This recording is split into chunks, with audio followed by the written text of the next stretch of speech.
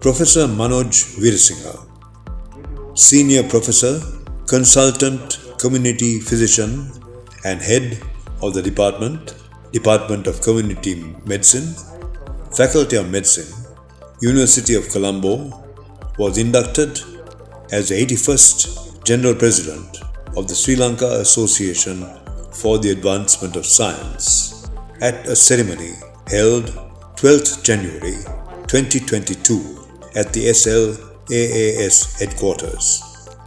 An alumnus of Royal College Colombo, Weerasinghe served as a science journalist at Vidusara Science magazine, Upali Newspapers Ltd, before entering the Faculty of Medicine, University of Colombo. Professor Manuj Weerasinghe has stated that under his presidency this year's theme of the SLAAS will be science communication. He emphasized he would do his best to promote science communication in the country. What follows is Professor Weerasinghe's speech at the induction ceremony. Chief Guest Dr. Upali, Director General's Special Envoy on COVID Preparedness and Response of the WHO, Guest of Honor Professor Lalli Rajapaksa, my teacher in the faculty, the past President of SLAAS, past Presidents and the Council of SLAAS, Vice Chancellor of the University of Sri Lanka, we have Dean Faculty of Medicine here with us, and Chairman of the National Institute of Fundamental Studies and other dignitaries with us. It is actually indeed a privilege to be here today, being elected and inducted as a General President of SLAAS for 2022.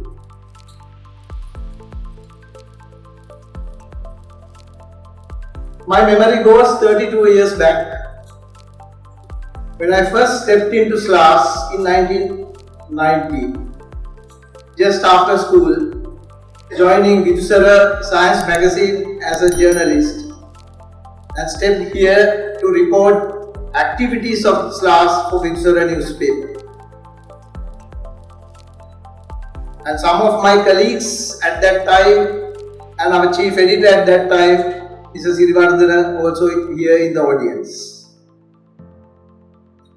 Therefore, after 32 years in my life, which I have been involved in science advancement and science communication, it's indeed a privilege to be inducted as a General President of SLAAS for 2022. And I take this opportunity to thank the Council of 2020 for nominating me and electing me as a General President, and the General Membership of the SLAAS at the last AGM made me elected as the General President of the SLAAS. So it's an extremely important event in my life, and I sincerely believe my association in some way with SLAAS is 32 years, but as a member I think 22 years for the year 2022. SLAAS, what I see is as Sri Lanka Association for Advancement of Science, established in 1944 by Dr. Vadya to be a scientific association in Sri Lanka who would promote science, scientific thinking for the betterment of the nation. And 78 years has passed and 80 presidents have preceded, and the SLAAS has done wonders for this country for years and years. And that makes me and my duty as the 81st President, I think, much more easier. And I just have to go through the pathway that our forefathers have shown me in SLAAS. The vision of SLAAS. The vision is to be a scientifically advanced nation, looking at the country's perspective. To be a scientifically advanced nation. In order to achieve or go towards this vision, we have our mission in SLAAS. To promote, support and foster scientific endeavour and technological innovation in an ethical, humane and sustainable manner for the benefit of the people of Sri Lanka. So our mission is extremely clear for last 78 years, and SLAAS has done much to this end. In order to achieve this, the SLAAS has clearly defined its goals. There are 4 key goals that SLAAS has gone through for last 8 decades. Promotion and advancement of science, systematic direction of scientific inquiry in the interest of the country, dissemination of scientific knowledge and promotion of discussion, encouragement of contact within the scientific community. So throughout the history of SLAAS, we have tried as a group to achieve this. When I was nominated in 2020 to be the president of SLAAS, I was asked to write a small part, a write-up with my CV of my thinking and my understanding of the SLAAS. So I will just quote what wrote in that small piece of paper. My understanding, as I am very clearly stated, we have done so much to this country. We have done so much to the advancement of science in the country and showing correct direction to the nation. Things in 1944, 1960, 1980 or 2000, the changes have occurred across the globe. The politics, advances in science, thinking patterns, technology and so on. So looking at 2022, almost 1.5 years back, when I wrote this was my understanding on where we need to go. I believe that we need to enhance the image of SLAAS to be a visible stakeholder in the policy cycles in the development agenda of the country. As I told you earlier, yes, we have done so much to the country. We have done so much to different categories of people, including science students, university students, and to our own members. And we have done so much to the country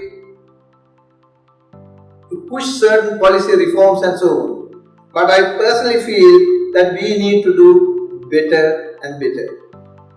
To do that, we need to be a visible stakeholder in the policy cycles at the decision-making level.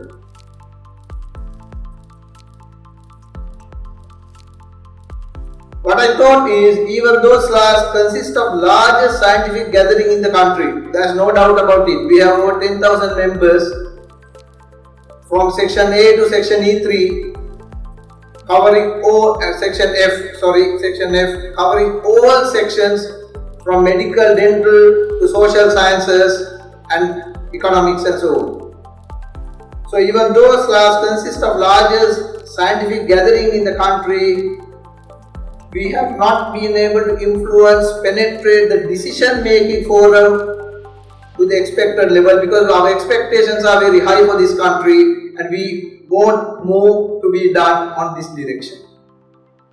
And I personally think the real potential SLAAS lies here, and we need to definitely utilize it more. 10,000 of scientists or more scientists in a simple or a single organization, we can't think about the amount that we can deliver. There is unlimited amount of things that we can deliver to this country. I think we need to utilize it. Hence, what I believe is the plans, activities and outputs delivered through sectional, statutory and other committees of SLAAS should be geared to develop evidence-based policy options that should be advocated to the decision makers more frequently and be a guard against and guarding science, scientific thinking and scientific process across all the decision making platforms in the country. I think we can do it. In order to do that, SLAAS should pursue on this important duty. This cannot be merely done through a single committee like Scientific Advisory, Science, Technology and Advisory Committee. That is the output of total work that we do in SLAAS. So it is a key responsibility of SLAAS to led by the council to work towards this. That was my understanding of SLAAS when I wrote this almost 1.5 years back. Why I am telling all this? If you look at least the last 20 to 25 years, from my memory and from my understanding, what we see, fact and fake, the distinction and the distance between facts and fakes is diminishing, not only in this country but across the globe. But we see it in a pronounced way in our country. Scientists, we believe in facts. We do experiments, we deliver findings, we interpret it and we establish facts. But the distance between the fact and fake is diminishing in a very serious way and in a very speedy way. So as SLAAS and scientists, I think we have a duty to make sure this distinction, this difference is clearly stated and shown to the general public. I quote Carl Sagan. All scientists know who Carl Sagan. Many years back, it was I think even 2 decades back, he stated, I quote, "I worry that, especially as the millennium edges nearer, pseudoscience and superstition will seem year by year more tempting, the silent zone of unreason more sonorous and attractive." Over 22 or 25 years back, Carl Sagan clearly saw this distinction between fact and fake is diminishing, and even within the scientists, we are not sure about certain things.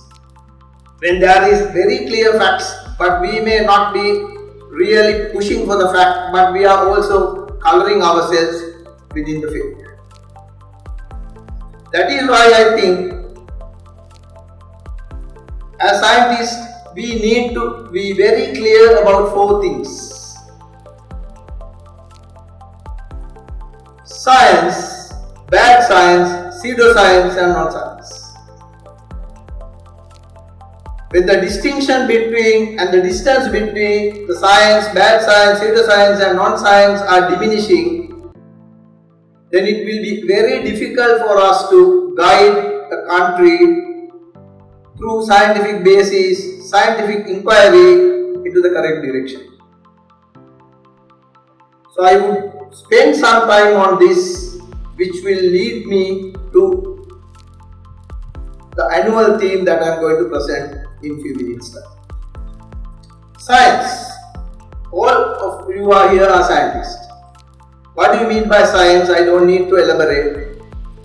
When we are talking about science, we are talking about a meticulous application of scientific inquiry methods.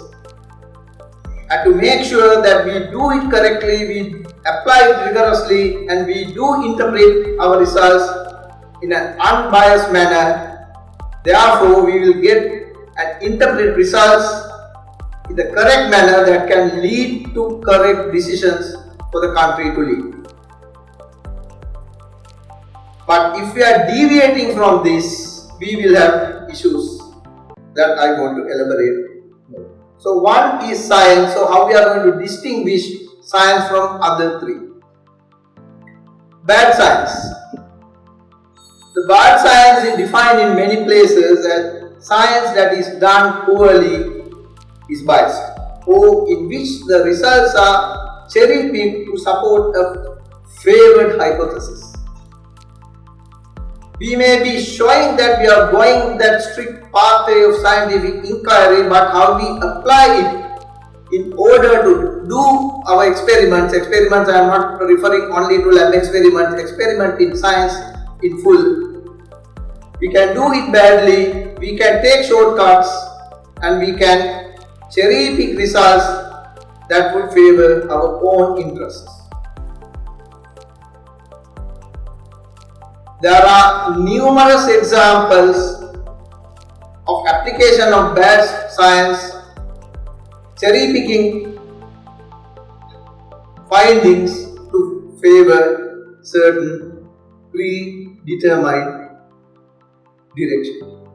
And actually this book whose bad science gives hundreds of actual examples of bad science. How we are going to distinguish from science? Secondly, more dangerous, what I see is pseudoscience. Pseudoscience is defined in most places as a collection of beliefs or practices mistakenly regarded as being based on scientific method. So there is a belief that this is science, but they are based not on scientific inquiry. The proponents of pseudoscience keep on searching vague arguments to support their hypotheses and silently retreat when overwhelming evidence convinces people the idea is absolute. This is put as science. They convince people as science, but more evidence comes that this is really not science. They retreat silently. If you look at the last 20 years in this particular our country, and if you look at last 3 to 4 years in this country, you could see how this has happened. But here I am also going to distinguish one other fact, which is pseudoscience differs from unknown science. There are things that we have not still discovered. We don't have scientific explanation to certain things, so we have to distinguish. Everything is not going to be pseudoscience, but things we have not discovered as facts. So these are not pseudoscience, but we are to discover in the future. So this distinction we need to really look at. But I am telling again, pseudoscience is dangerous even than bad science. Why? Pseudoscience attracts politicians for diverse reasons. We need to be understanding one fact. Majority of the people who are in the political authority any time in any country are not scientists. Even the decision makers at the top level are not scientists. So we don't need politicians to be scientists or decision makers to be scientists. But the issue is they are in the audience when pseudoscience is pronounced. The belief that the pseudoscience resolves difficult issues instantly and alternatively to promote nationalism and ideologies or subscribe to those who maintain similar ideas, then the take-up of pseudoscience by decision makers is very high. we need to, as I told you, we need to understand these groups who are at very top levels, majority are not scientists. They may not have studied science as a subject. But when pseudoscience are convincingly put across to them, then what can they do? They will take it as science, and by the way, the pseudoscience, as is very clearly stated, resolves things very instantly. When you go to the scientific pathway, it's a meticulous job, it's a rigorous job, it takes time, but then alternative ways are shown through pseudoscience, people take it. But unfortunately, the real culprits are the ones qualified as professionals who propose pseudoscience to the lawmakers because of ignorance, self-interest or mean advantage. So unfortunately, some of the pseudoscientists also come from the profession of science. So that is something we may have to really clearly distinguish in an organization like us when we are going forward. I quote this from actually writing from Professor Kirti Tennakor, who wrote on World Science Day last year in an article, and it really gives a crux or matter for this country. Non-science, an area of study that is not scientific, especially one that is not a natural science or a social science that is an object of scientific inquiry. There can be 101 things which is not science, but is being portrayed as science. But the question comes here, science and other three.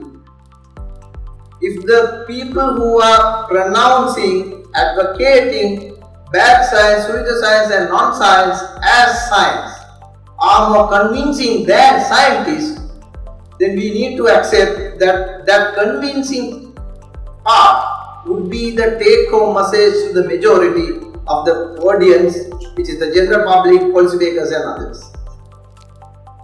In that case, it is inappropriate for scientists to let misinformation go unremarked.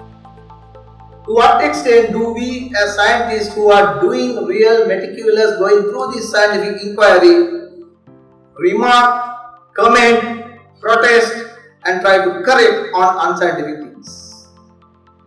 I think that is a key duty of us.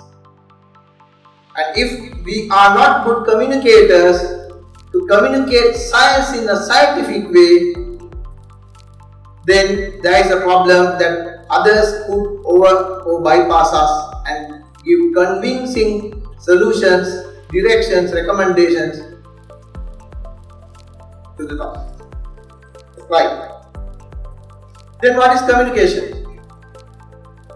The imparting or exchange of information by speaking, writing or using some other medium. So this is a basic definition of communication. Every one of us knows that. So it's communication, imparting, exchanging of information by speaking, writing or use of some other medium. The issue is to what extent scientists communicate well. When we get to science communication, transmit scientific ideas, methods, knowledge and research to non-expert audiences in an accessible, understandable or a useful way. Science communication audiences should not require prior interest or educational background in science, technology, engineering or mathematics. So when we are looking at real science communication, I am not referring to the peer index journal which the scientific community will read, they will understand, they will have access, they will go and they know how to access, but for the general public plus the decision makers and rest, to what extent are we convincingly communicating science? Because they are non-expert of science. To what extent scientific material is accessible in an understandable way to the general public and to those who are at the high office of policymaking. And science communication further says it should be available without the people without prior interest or education background. So people who are not scientists should be getting something that they are interested. So there is no limit how to communicate science or who to communicate science. The science should be communicated to all human beings across the globe. That is why Science Communicator has a job. The job of Science Communicator is to instill science within narratives relatable to non-scientists. So it's not the scientific discourse that's happening in scientific forums. The scientific discourse that happens outside scientific forums to others. So this enhances public awareness of science, increases enjoyment and interest in science, technology and engineering, and informs public understanding or opinion of science endeavors. So the scientific communicator should be able to instill these in the non-science experts. Only if that happens, that it will be trickled down to grassroots levels for people to act upon. So the goal of science communication is to inform and inspire first, but it may also entertain. It can be entertainment, looking at science for the public, if we can inspire them to engage in science. So there is a huge role for scientists as science communicators. That is one of the key points that I want to share. If you can do then we talk about science literacy. Science literacy is knowledge of science as well as the scientific framework by which people make decisions based on facts, research and knowledge, not on opinions or hearsay. So if a society is scientifically literate, they make decisions based on facts. It will be very difficult for pseudoscientists or the biased science or the non-science to influence them to take wrong decisions. So I think that is extremely important. So an individual's understanding of scientific concepts, phenomena and processes and their ability to apply this knowledge to new and at times non-scientific situations will make a general citizen of a country to use science for his day-to-day life. It's not for science students in A-levels, not students who are just learning science in school or universities or who are working in scientific jobs. For ordinary citizen, to what extent he can use science to improve their day-to-day living. So this is what I quote from Australian government Victorian Educational Department, how they look at scientific literacy. They see a distinct difference between literacy in science and scientific literacy.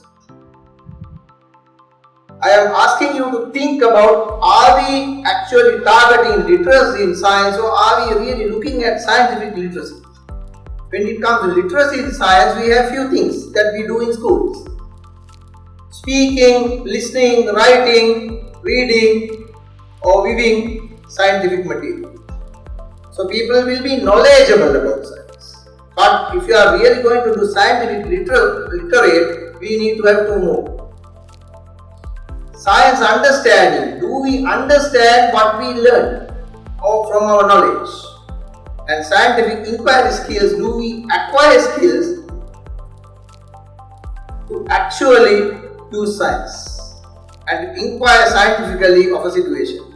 So unless we incorporate these into literacy in science, we may not be able to push for a country of scientific literacy.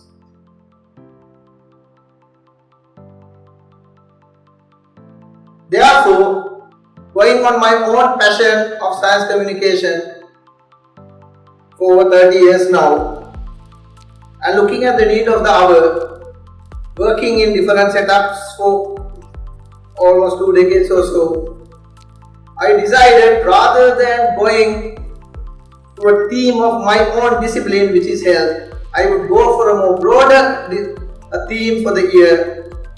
So So I will introduce my theme for the year is effective science communication for an informed society. If you are going to get an informed society, if you are targeting an informed society in the future, we definitely need to look at how effectively we can communicate science to the country. But science communication is not a new thing to Sri Lanka.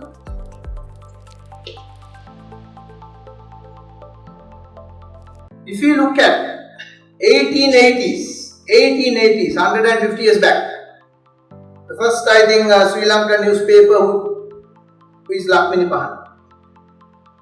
There were small columns on science topics in Lakmini Pahan. So over 150 years back, in Sinhala, in local language, Sri Lankan people were writing science topic in Lakmini Pahan. So that is where we started science communicating in Sinhala language. And I do not know how many of you are aware, if you look at Martin Weerasinghe, he has a series of books, small booklets called Vidya Vinoda Katha, trying to instill scientific concept through his literate or the writing abilities. Sattu, and there are a few others that if you would say. So our science communication history is long, and there were few other dedicated science magazines coming in 1940s and 50s, Navina Vidya, and there was another in 1960s and 70s. There were a series of things writing on science, and I would rather say Vidusara started in 1987. I think it's the found editor is here. It's a byproduct from SLAAS. I think there was support from SLAAS in 1987 to start Vidusara, which comes to 35 years of history today. So there are a few other magazines which started, and the NSF started Vidurava, which is still continuing, putting much of effort to really communicate simply science to the school children. And we now have an English magazine, New Scientist, editor is here. So all these are communication, I would rather say efforts in science in this country. If I would go to the pioneer science communicators in this country. You look at E.W. Adhikaran is known as a Sanskrit specialist, but I think Dr. Adhikaran is the first person to start a dedicated science magazine in this country, Navina Vidya, I think in the early 1950s, 1960s, several of those magazines were started by him.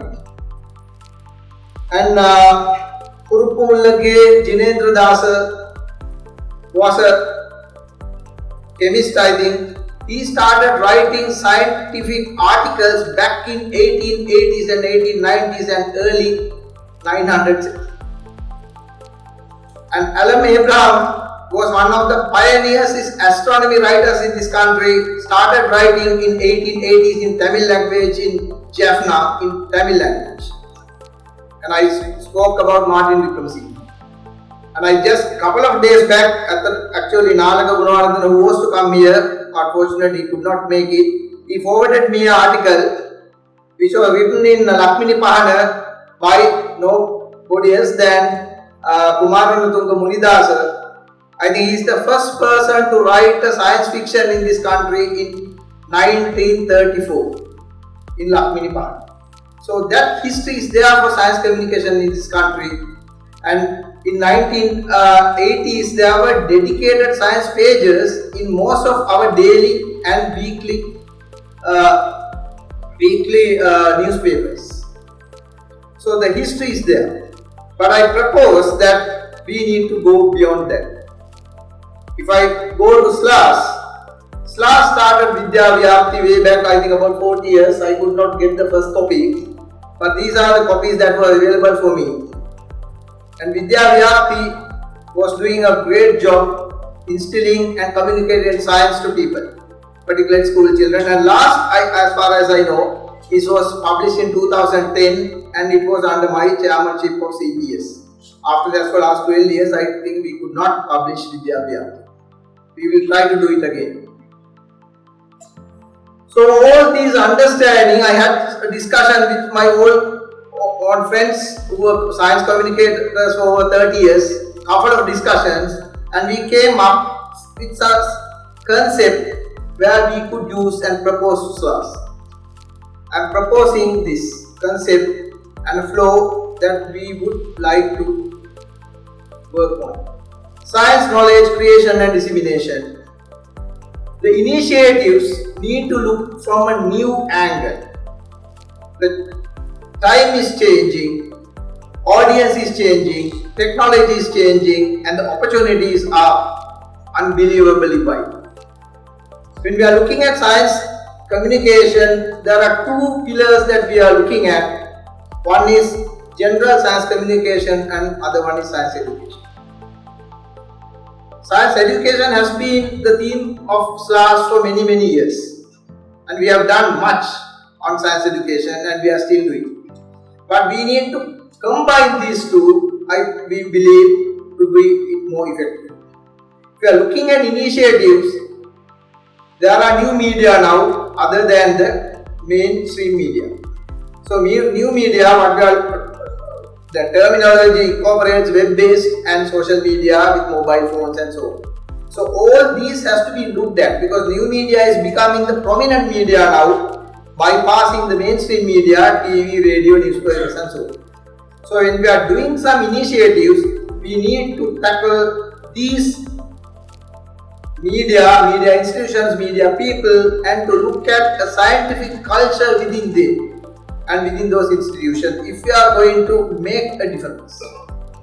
And when you are going to make a difference, we can enhance responsibilities of the lay people for science and scientific inquiry. If we can instill that curiosity on the lay people, then they will demand more from media on science and scientific facts rather than hearsay, beliefs and myths. So if we can do it, that is the way that we think that we can have a rational thinking community which will lead to opting for better choices. And this has to be par with certain changes in the science education stream, which the Science Education Committee started last year with much, and they are doing a good job looking at how the science education system in this country could change, could reform. So I propose this framework for you to think. Looking all these, apart from all others, things that we are doing in our own sectional committees, statutory bodies and the SLAAS, I would also like to add few other things that we can do in order to make our nation scientifically advanced. First, I would like to propose to establishing a panel of subject experts under the banner of SLAAS to contribute on contemporary scientific issues to media and regular media public session to disseminate information. We do this, but I think it's time for us to have a broader network of scientists to disseminate scientific information in a more authentic manner to the general public. And we can do it from SLAAS. There can be differences in opinion, certain things, but 90% of the time we agree upon facts. If we are interpreting our facts correctly, then there won't be differences. Secondly, I propose developing a web-based discussion forum to engage in current issues that need scientific explanations and recommendations. We can't have basically meetings anymore. We can have some, but to gather and engage many scientists, we can have a web-based platforms where a given contemporary issue can be debated and defended, evidence being gathered, but come to a final conclusion within SLAAS that we could agree upon and communicate to the public. And we definitely need to create training opportunities for science communicators in the early career in the media. What I understand from our friends and colleagues in media institute, there is a huge vacuum, and a huge opportunity for science reporting, science journalists in the media. I think SLAAS should take this forward to use this opportunity. By doing that, we can plant seeds in mainstream media, social media for scientific approach in communication for better choices at individual community level. When we have that culture going even at a lesser amount within the media minds, then we can get seeds there which will look at things on scientific matter, which is going to help us in order to achieve our objective of SLAAS. And to do that, we need to have some advocacy campaign targeting managerial level personnel at media institutions and multipliers in social media on the need and advantages of evidence-based communication.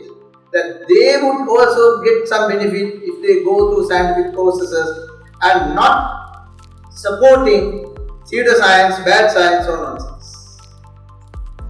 And lastly, I also think we could open up opportunities for cohort of students, particularly schools, engage with mainstream media and web-based platforms of science communication. From our long experience in SLAAS, we know there are so much talented children schools who can write, who can conceptualize, who can put across, express their views very clearly in science media, and we need to capitalize on that resource to take it forward and open up opportunities for them in science media. So this is what I wanted to share today, which would, I hope, help the SLAAS in the future. So thank you very much. Today, 12th of January 2022, I will do my best for SLAAS in the next coming 12 months. I have some plans. I have tried to be practical. I won't be able to do large projects, mild projects, but I will try to guide on my best method and best of my ability, and I try to support everyone and to get SLAAS in the visible picture of this country. Thank you.